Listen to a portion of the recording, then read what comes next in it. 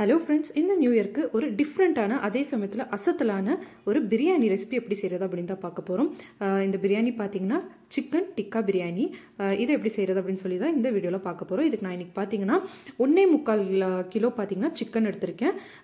அரிசி பார்த்தீங்கன்னா 1 கிலோ. நம்ம இந்த மாதிரி டிக்கா பிரியாணி, ஹைதராபாத் பிரியாணி எல்லாம் செய்யும்போது பார்த்தீங்கன்னா அரிசி 1 கிலோவும் ஒரு 1/4 கிலோ கறி வந்து அதிகமாக எடுக்கணும். ஃபஸ்ட்டு இந்த கறியை பார்த்தீங்கன்னா நல்லா கழுவி எடுத்துட்டேன். இதில் நான் பார்த்தீங்கன்னா சிக்கன் டிக்கா மசாலா பார்த்தீங்கன்னா ஒரு 3 ஸ்பூன் அளவுக்கு ஃபர்ஸ்ட் நான் ஆட் பண்ணிக்கிறேன். அடுத்ததா தயிர் பார்த்தீங்கன்னா ஒரு 1/2 கப் அளவுக்கு தயிர் ஆட் பண்ணிக்கலாம். 2 ஸ்பூன் அளவுக்கு மல்லித்தூள், 2 ஸ்பூன் அளவுக்கு கரம் மசாலா. அடுத்ததா உப்பு பார்த்தீங்கன்னா நான் கொஞ்சமாக உப்பு ஆட் பண்ணுறேன். இந்த டிக்கா மசாலாலே பார்த்தீங்கன்னா எனக்கு கொஞ்சம் உப்பு இருக்குது, அதனால வந்து அந்த டேஸ்ட் பார்த்துட்டு தேவையான அளவு உப்பு ஆட் பண்ணிக்கலாம். நீங்கள் உங்களுக்கு எந்த பிராண்ட் டிக்கா மசாலா கிடைச்சாலும் நீங்கள் அதை வாங்கிட்டு யூஸ் பண்ணிக்கலாம். அடுத்ததா ஒரு 1/2 ஸ்பூன் அளவுக்கு இஞ்சி பூண்டு பேஸ்ட் ஆட் பண்ணிக்கலாம்.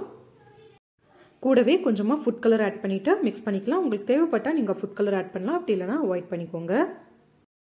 இப்போது இந்த சிக்கனை பார்த்தீங்கன்னா நான் ஒரு 3 மணி நேரம் அப்படியே இந்த மசாலாவில் ஊற விட்டுற போகிறேன். அப்போ தான் பார்த்தீங்கன்னா இந்த ஃப்ளேவர் எல்லாம் அந்த சிக்கனுக்குள்ளார இறங்கி நம்ம சாப்பிடும்போது பார்த்தீங்கன்னா நல்லா டேஸ்டியாக இருக்கும்.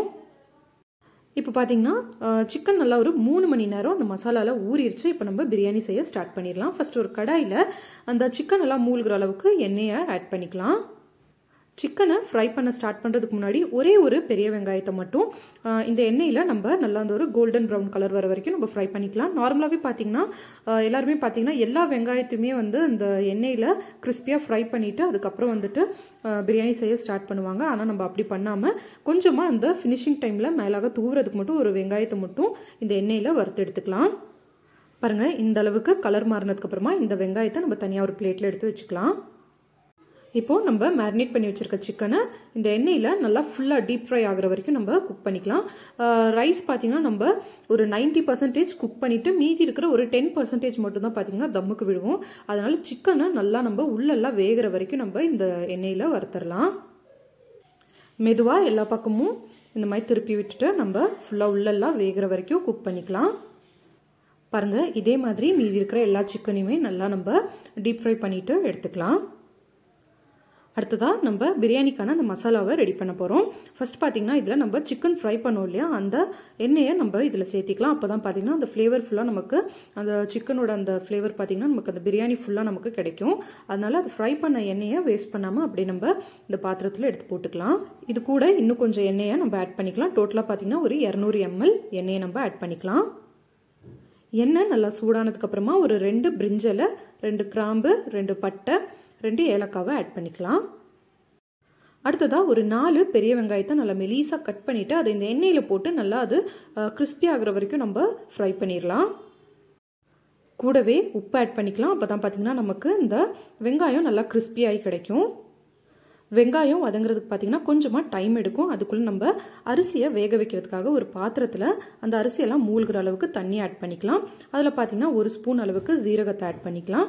நான் பார்த்தீங்கன்னா இந்த பிரியாணிக்கு பாஸ்மதி ரைஸ் எடுத்திருக்கேன். அதை நல்லா கழுவிட்டு தண்ணியில் பார்த்தீங்கன்னா நான் ஒரு 5 நிமிஷத்துக்கு முன்னாடியே ஊற வச்சிட்டேன். இந்த தண்ணியில் ஒரு 4 கிராம்பு, 4 ஏலக்காய், ஒரு 4 துண்டு பட்டை, ஒரு 2 துண்டு பிரிஞ்சலையே ஆட் பண்ணிக்கலாம். கூடவே ஒரு பாதி லெமனை புழிஞ்சிக்கலாம். இந்த லெமன் பார்த்தீங்கன்னா ரொம்ப முக்கியம். இது நம்ம ஆட் பண்ணாதான் பார்த்தீங்கன்னா அந்த ரைஸ் நமக்கு நல்லா கலர் மாறாமல் நல்லா வெள்ளையாக பார்த்தீங்கன்னா அதுவும் இல்லாமல் நல்லா சாஃப்டாகவும் நமக்கு கிடைக்கும். கொஞ்சமாக மல்லித்தலை, கொஞ்சமாக புதினா, 1 ஸ்பூன் அளவுக்கு இஞ்சி பூண்டு பேஸ்ட்டு, உப்பு தேவையான அளவு. நம்ம ஆட் பண்ணுற அந்த 1 கிலோ அரிசிக்கு தேவையான அளவு உப்பை நம்ம இதில் கரெக்டாக நம்ம சேர்த்திக்கணும். அடுத்ததாக இதில் குக்கிங் ஆயில் கொஞ்சமாக ஆட் பண்ணிக்கலாம். அப்போ தான் பார்த்தீங்கன்னா நமக்கு அரிசி ஒன்றோட ஒன்று ஒட்டாமல் நல்லா உதிரி உதிரியாக வரும். இப்போ இந்த தண்ணியை பார்த்தீங்கன்னா நல்லா கொதிக்க விட்டுறலாம். இங்கே பார்த்தீங்கன்னா வெங்காயம் நல்லா கிறிஸ்பி ஆயிடுச்சு. இந்த ஸ்டேஜில் இதில் பார்த்தீங்கன்னா ஒரு 2.5 ஸ்பூன் அளவுக்கு இஞ்சி பூண்டு பேஸ்ட்டை ஆட் பண்ணிக்கலாம். இந்த இஞ்சி பூண்டு பேஸ்ட்டோட அந்த பச்சை ஸ்மெல் போகிற வரைக்கும் நல்லா கிளறி விட்டுறலாம். அடுத்ததாக ஒரு 4 தக்காளியை கட் பண்ணிவிட்டு அது நல்லா குழையிற அளவுக்கு பார்த்தீங்கன்னா இந்த எண்ணெயில் நம்ம வேக விடணும். இது கூட 1 ஸ்பூன் அளவுக்கு மல்லித்தூள் ஆட் பண்ணிக்கலாம். 1 ஸ்பூன் கரம் மசாலா, அடுத்ததாக கொஞ்சமாக நறுக்கின மல்லித்தலை, கொஞ்சமாக புதினா, 3லேருந்து 4 பச்சை மிளகா. உங்களுக்கு கொஞ்சம் காரம் அதிகமாக வேணுன்ற மாதிரி ஃபீல் பண்ணிங்கன்னா இன்னும் கொஞ்சம் மிளகாவை கூட நீங்கள் ஆட் பண்ணிக்கலாம். அடுத்ததான் இந்த பிரியாணிக்கு ரொம்பவே முக்கியமான ஒரு பொருள்னு பார்த்தீங்கன்னா தயிர். தயிர் பார்த்தீங்கன்னா ஒரு 200 ml தயிர் நம்ம இதில் ஆட் பண்ணிக்கலாம். தயிர் ஆட் பண்ணும்போது அடுப்பை முக்கியமாக பார்த்தீங்கன்னா சிம்மில் வச்சுட்டு ஆட் பண்ணுங்கள். அப்போ தான் பார்த்தீங்கன்னா அந்த மசாலாவோட தயிர் நல்லா மிக்ஸ் ஆகும். அடுத்ததாக ஒரு பாதி லெமனை இதில் புழிஞ்சு விட்டுடலாம். தேவைப்பட்டால் நீங்கள் ஃபுட் கலர் இதில் ஆட் பண்ணலாம். நான் பார்த்தீங்கன்னா இதுக்கு ஃபுட் கலர் ஆட் பண்ணலை. அடுத்ததாக மிளகாத்தூள் பார்த்தீங்கன்னா 1 கிலோ பிரியாணிக்கு 1 ஸ்பூன் மிளகாத்தூள் கரெக்டாக இருக்கும். நான் பார்த்தீங்கன்னா இந்த ஸ்டேஜில் மிளகாத்தூள் ஏன் ஆட் பண்ணுறேன் அப்படின்னா அந்த மசாலாவோட அந்த காரம்லாம் பார்த்துட்டு, ஏன்னா நம்ம இதில் பச்சை மிளகா கரம் மசாலாலாம் ஆட் பண்ணியிருக்கோம் இல்லையா, ஸோ அந்த ஒரு காரம் எவ்வளோ இருக்குன்னு பார்த்துட்டு அதுக்கு தகுந்த மாதிரி மிளகாத்தூள் ஆட் பண்ணியிருக்கேன். ஒரு ஸ்பூன் அளவுக்கு மிளகாத்தூளை ஆட் பண்ணியாச்சு. இப்போது இதில் இருக்கிற அந்த எண்ணெய் பிரிஞ்சு வர வரைக்கும் இந்த மசாலா நல்லா குக் ஆகட்டும். இங்கே பார்த்தீங்கன்னா தண்ணி நல்லா கொதிச்சிருச்சு. இதில் நம்ம கழுவி எடுத்து வச்சுருக்க அரிசியை நம்ம சேர்த்திடலாம். அரிசியை சேர்த்ததும் பார்த்தீங்கன்னா நம்ம பக்கத்துலேயே இருந்து பார்த்துக்கணும். ஏன்னா இந்த பாஸ்மதி ரைஸ் பார்த்தீங்கன்னா சீக்கிரமாக குக் ஆயிரும். ஸோ வந்து ஒரு 90% குக் ஆனதுமே நம்ம இதை உடனே எடுத்துகிட்டு அந்த தண்ணியை வடிச்சிடணும். இங்கே பார்த்தீங்கன்னா நம்ம பிரியாணிக்கான அந்த மசாலா நல்லா சூப்பராக ரெடி ஆயிடுச்சு. இப்போ நம்ம இதில் ஃப்ரை பண்ணி எடுத்து வச்சு அந்த சிக்கனை ஆட் பண்ணிவிட்டு ஜஸ்ட் ஒரு கிளறி விட்டுறலாம். அவ்வளோதான், நம்மளோட இந்த பிரியாணிக்கான மசாலா ரெடி ஆயிடுச்சு. இதில் உப்பு மட்டும் ஒரு தடவை சரி பார்த்துட்டு நம்ம அப்படியே இந்த மசாலாவை இறக்கி தனியாக வச்சுக்கலாம். இங்கே பார்த்தீங்கன்னா அரிசி நல்லா ஒரு 85% குக் ஆயிடுச்சு. இந்த ஸ்டேஜ்லேயே நான் பார்த்தீங்கன்னா இந்த தண்ணியை வடிச்சிட போகிறேன். இப்போ பார்த்தீங்கன்னா நம்மளோட பிரியாணி மசாலாவும் சரி ரைஸும் ரெடி ஆயிடுச்சு. ஸோ வந்து அந்த ரைஸும் அந்த சிக்கனும் பிடிக்கிற மாதிரி பாத்திரத்தில் ஃபஸ்ட்டு பார்த்தீங்கன்னா நம்ம அந்த சிக்கனுக்கு மேலே மிதந்து வர அந்த எண்ணெயை நம்ம இந்த மாதிரி கொட்டிக்கலாம்.